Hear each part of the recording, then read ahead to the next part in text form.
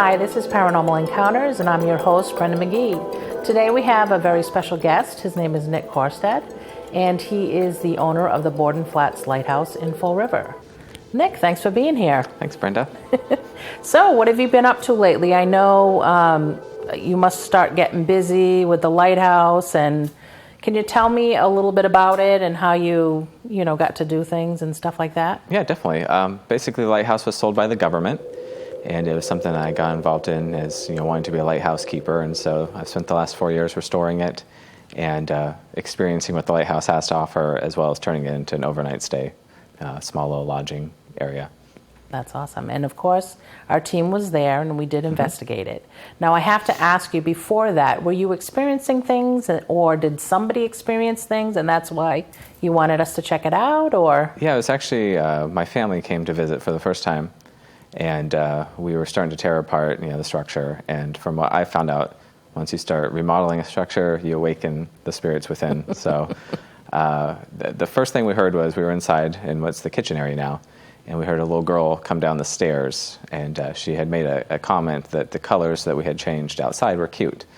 And so my mom and I were standing inside, and we kind of looked at each other, wondering, well, that was kind of odd. And right after we heard that, we heard a man, walk by humming a song that as loud as, sitting on the dock of the bay, as a control to that. But it was at that point that I actually had to go back to shore, and this was my early days before using a boat. I was kayaking back and forth. Oh, and so, that's 3 hours later I come back. And my brother, who was older than me, and my mom were both sitting on the edge of the lighthouse. It was locked up, and they wanted to assume or try to get all three people onto this kayak and to get back to shore. And my brother's like, I'm not stepping foot in this lighthouse again. So we all made it back to shore. And when we got back, my brother, who doesn't believe in, anything, who kind of an atheist, I guess you could say, asked if, my mom was humming a song in his ear. And my mom was like, no, were you whistling? And it was at that point that he had his first paranormal encounter, I guess you could say. Wow. And to this day, he has come to Boston. He does filming and stuff like that, and will not go out to the lighthouse. Oh, really? So, he's that much of a scaredy cat. Some people get unnerved, with that stuff. They get excited about it. I remember when we did with our team, we allowed guest investigators to go, and we went there. And I remember there was a woman there, and she was all gung-ho about it, and we started, and we set up the DVR systems, which is cameras with night vision. And she was seeing the activity that was going on while we were all there, and I remember we were using the spirit box, and she heard her name and felt things, and then she asked to be brought back to shore. I do remember her. Yeah, that was funny. I remember coming and getting her, because she was only there for about, an hour? Yeah, and she got totally freaked out with it. She was extremely freaked out, and speaking of that investigation, I know you guys had done one prior to that. Yes. But the second investigation was really interesting with the static night vision cameras. Yeah. I'd actually never seen so many orbs. I know. And the way that they were all, communicating with each other was actually fascinating. And a lot of people ask me, why would a lighthouse be haunted? Mm-hmm. And I tell them, well, number one, the water is a conduit for energy. Yes. And I always tell people that, now, didn't you say way back when that they used to drag bodies like it, where you were at the lighthouse? Yeah, so in the lighthouse service era, before the Coast Guard took over, they had what they had, district inspectors that would come around actually on a boat, and if they didn't have to come there, they wouldn't come there. But one thing they'd do is, if they did have to do a rescue, they would bring the bodies and wrap them up in burlap, and then they'd stick them up near the lantern room or downstairs, and then the passing boater would then communicate to the lighthouse district that, hey, they need you to go out there and actually remove the bodies. And that was due even with lighthouse keepers and their families. Wow. So family members, if they were on an offshore lighthouse, would have to have their body removed. Onshore, they would make a little gravesite. Right. So right.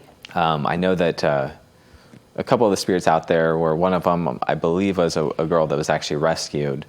And, her body, I should say, was rescued in the bay and brought to the lighthouse. And there was a little boy that is presumed that, he maybe died on site, was one of the lighthouse keeper's sons. Right, because I remember that little boy. And that stairway to this day that he supposedly fell in is the darkest stairway, no matter how many lights I put in. It's just a kind of a dark area. It's not evil or anything. It's just, Right. it was a dark moment. Right. So, And I do have to say that there is no bad spirits whatsoever there. I've never experienced anything. Never. And a lot of times the energy gets there because you are sensitive yourself. And what I mean by sensitive is, spirits can sense that that they're there, and so they make their presence known sometimes. And even when we go there, it's not necessarily that it's haunted, but, it attracts. And I think every time that we've gone, the 2 times it's been a full moon. I think it has been. And the activity. And really calm. Yeah, and very calm. Yeah, the water was very calm. And it's not like that usually. No. And also, has anyone else that has rented there, have they experienced anything? Have you heard any stories? I've had a couple experiences. I want to say maybe 1 in like 20 people experienced something. I had a gentleman who, him and his wife stayed there, and he's, doesn't believe in ghosts or anything like that, but he said that he woke up twice in the middle of the night with what felt like ice cubes going up and down his legs. And so he thought, it was kind of weird. He associated it to leaving a window open. And I'm like, we don't get any drafts in the bedroom area because there's no windows in the bedroom area that actually operate. The creepiest thing I think I've ever had happen was there was a woman that stayed there by herself. She was about 30 years old. And she was downstairs in the covered addition that we rebuilt or so on. And she heard a man actually walk up behind her and ask her who she was. And she turned around, abruptly, and there was no one there, and there was no one fishing, nothing. Right. So, and she's stuck in the lighthouse. when I first started, I used to eat lunch at the very tip top where the light is at. And I remember one day, I had just opened my lunch and I was relaxing, and I heard it sound like 100 people walk inside the front door. And so I raced downstairs, thought maybe the Coast Guard had arrived or something, but there was nothing in sight. That's amazing. That's amazing. Yeah. And John, the lighthouse keeper, one of them. Yep. That was probably him.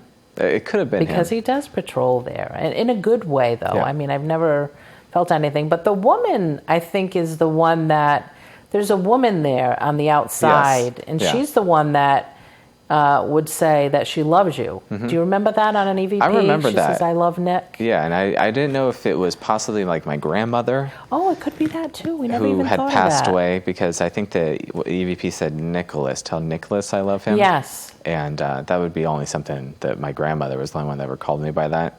Oh. And so never thought of that. I thought it was kind of interesting. And that's what I tell people too. It's not necessarily just spirits that were at the are there. lighthouse. It's family members too. And so I think we found another spirit of a woman that walks around outside, but she's not allowed to actually come within the lighthouse.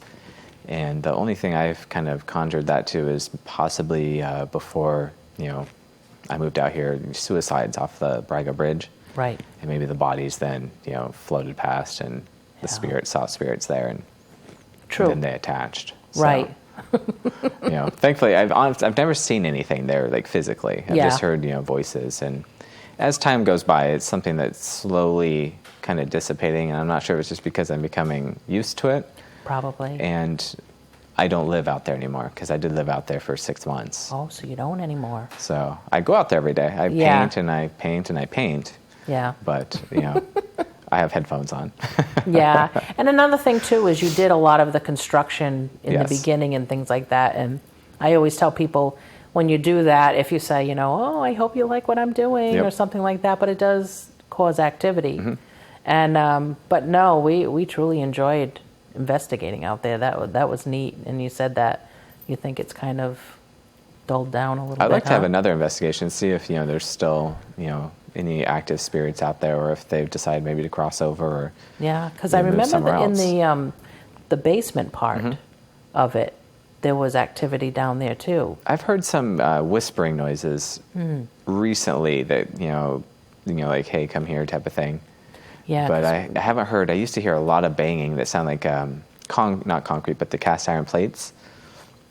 And originally I thought it was expanding and contracting from the sun, the cast iron is, but that's something that's just kind of gone away. Yeah. And so I don't know, I know painting the lighthouse isn't going to cause expansion, contraction just to dissipate. So no, I know where the light is all the way up to the top. Yeah. I remember the night that we were there. I think it was a warm night or something like that. But for some reason, only one of the glass was fogged, and there was a handprint That was, on I it. think, our first investigation that we Was went it out up there. Yeah, and that was actually a cold night. Oh, was it? And I was heating the lighthouse, and the windows upstairs condensated over, and we went up there. Like somebody was And wiping someone it had to like look out. wiped out like where the beams went across the windows all the way around. And nobody had been up there. But no one had been there. So yeah, that was an interesting experience. I you forgot gotta, about that. You gotta love that That stuff. was our. Remember, we had to take the dinghy out. Yes, we did.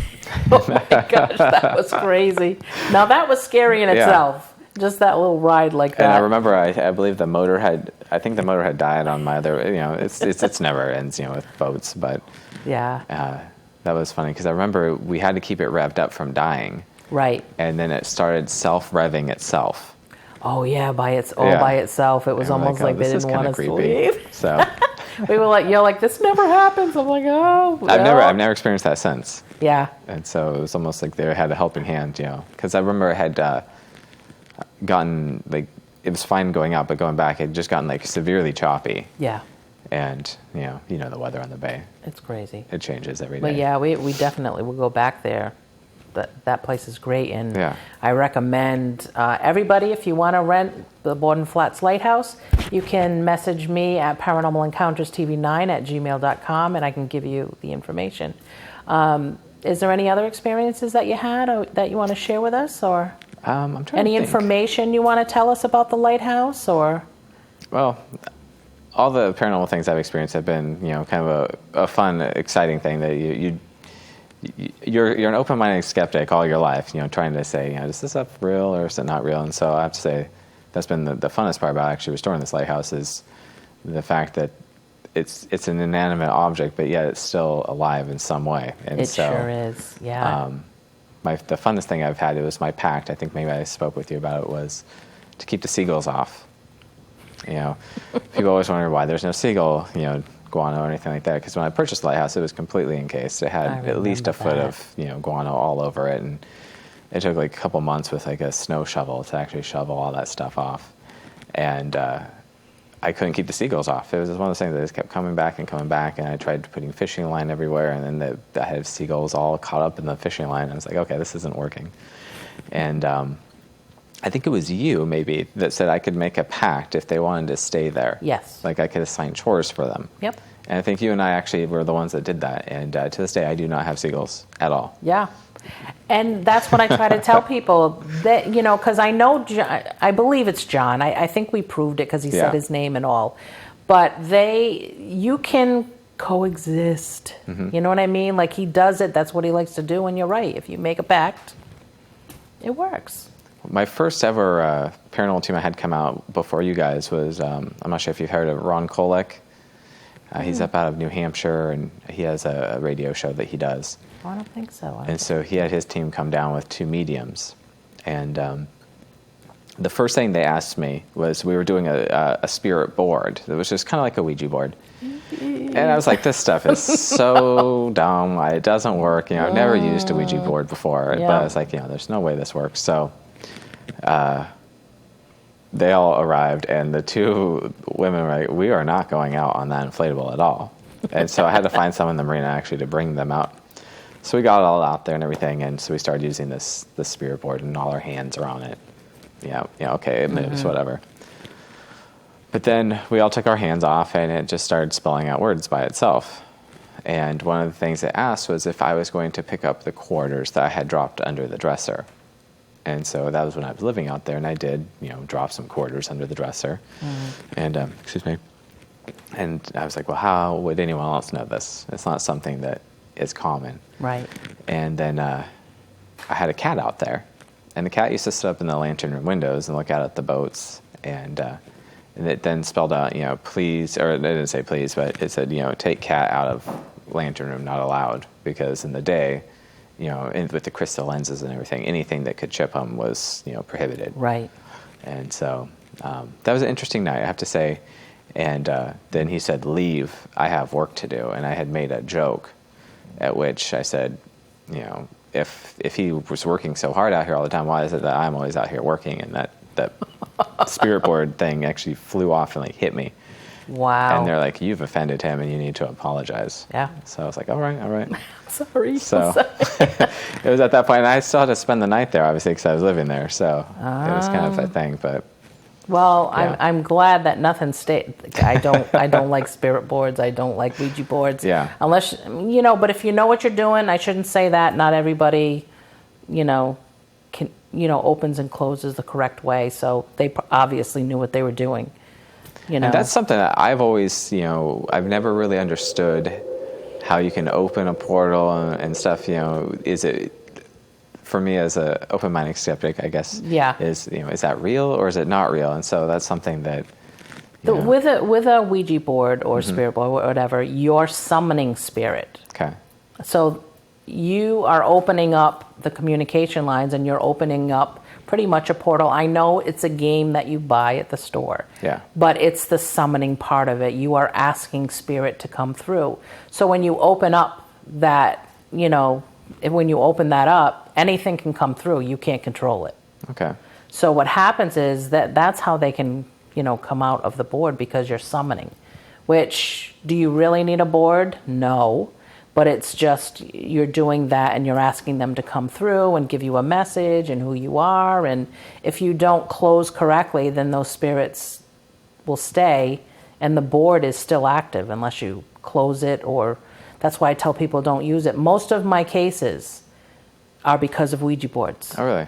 Because kids used them. And how did they get them? How do you know exactly how to close it? Like, you don't, unless you like say if the team was we're doing it or whatever, which we don't. But say in general, like I know gifted people who do use it to communicate, to give messages. So they do this prayer and protection prayer while they're doing it. Oh, I see. So they're protecting it with angels or, Archangel Michael or whatever. And then when they close, and say when they're talking, if it's a bad spirit and you say, "Are you of God's light?"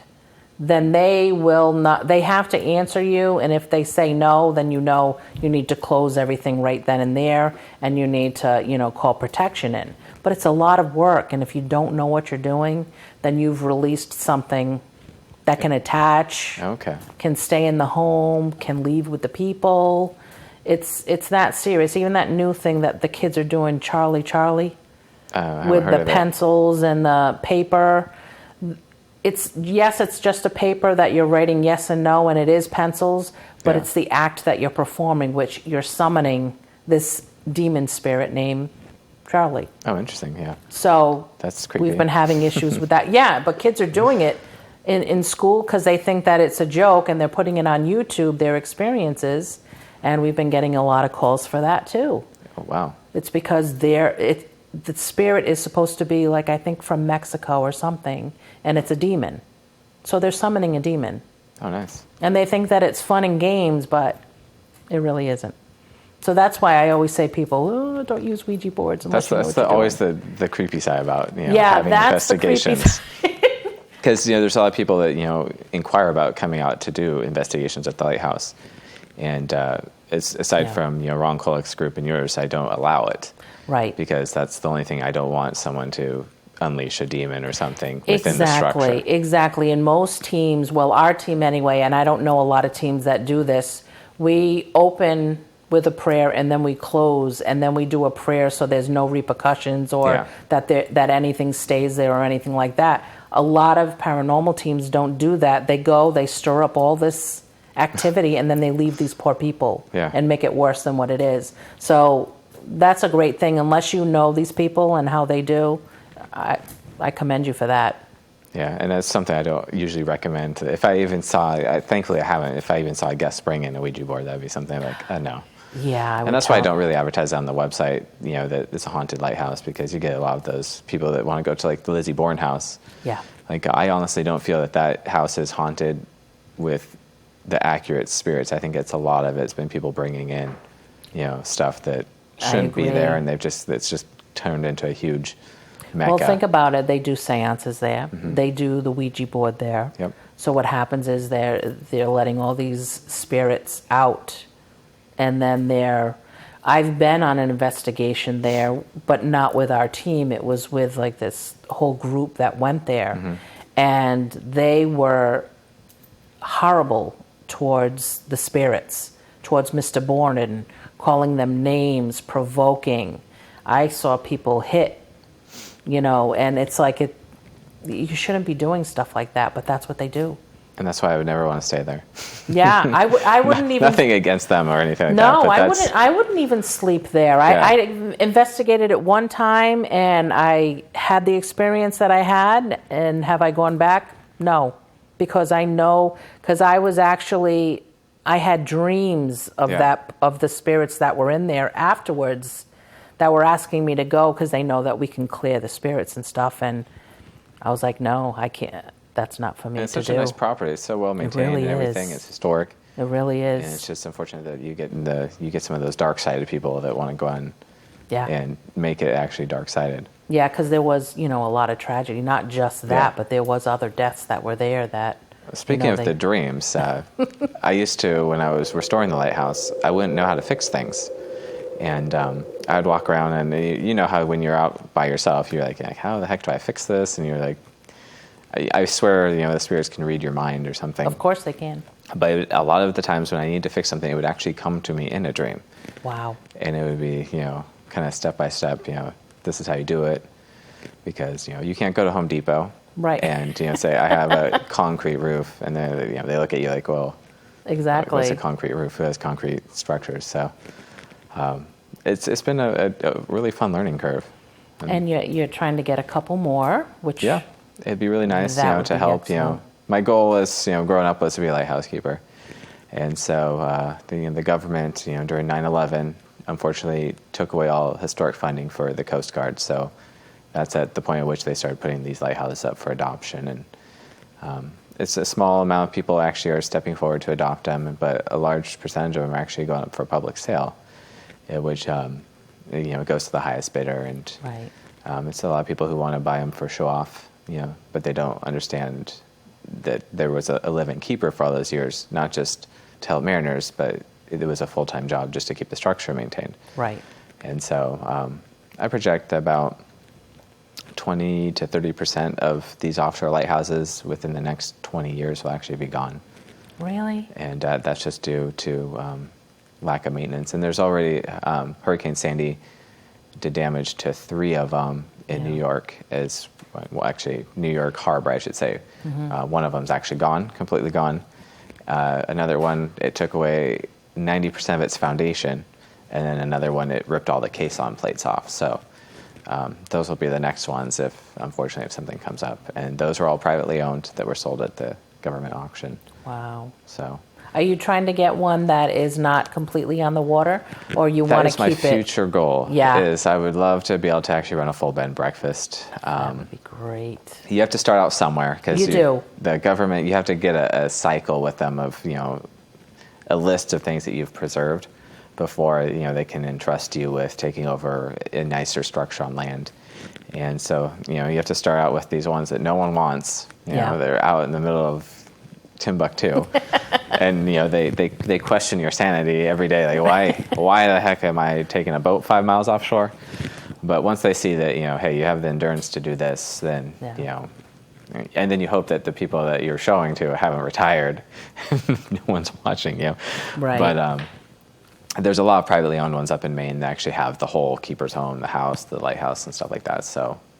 Yeah. It only needs $1 million. Hey, it's just pocket change. Hey, that's nothing, I'll just write right? a check for that. But now, do you still do tours? I do tours, yeah. Oh, good. It's something that I don't advertise as much anymore. It is on our website for tours. Mm-hmm. It's just our overnight stays have been so busy that I run everything by myself. I do all the maintenance, the tours, the website. Everything. And so one thing that has to give is offering tours every day. So I can squeeze people in. Right. But I would really like to get it to where I do maybe 3 days a summer where it's public tours between like 10 a.m. and 2, and then I get people shuttled there and back, and then those are only tour dates. Right, and it's everybody. It's definitely worth doing. How would they go to your website? Is it just go to bordenflats.com.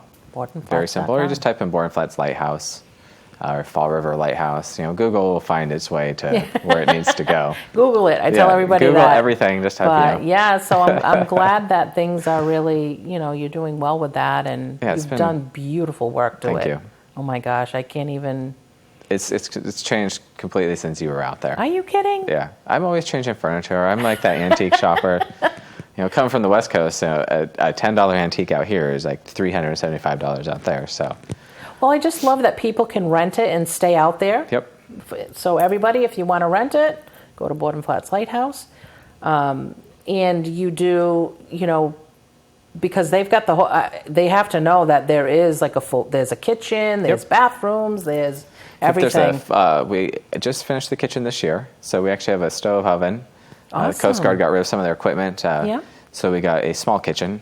They're going to upgrade the light here in the next 2 years, at which the rotating light will be taken away and they'll be replaced with an LED optic. Nice. And all their junction boxes on the first level will be removed. So I can actually build in the cabinetry how I want it.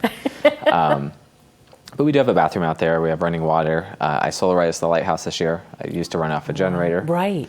And so have the battery banks are all top notch now, and I still use the generator if I'm vacuuming or something. Right. But I have a refrigerator runs full time now, so there's no need for having to bring ice out for a chest or anything. Wow. So yeah, it really it's basically has like a full house. A full house It's on the water. It's off the grid, and it's just 2 guests per night, and we just have 1 bedroom. And reasons for that, the Coast Guard has kind of limitations for. Rowdiness. They don't want, disruption of their equipment. Right. So. Well, that's wonderful. Yes. Well, it looks like we're running out of time, Nick.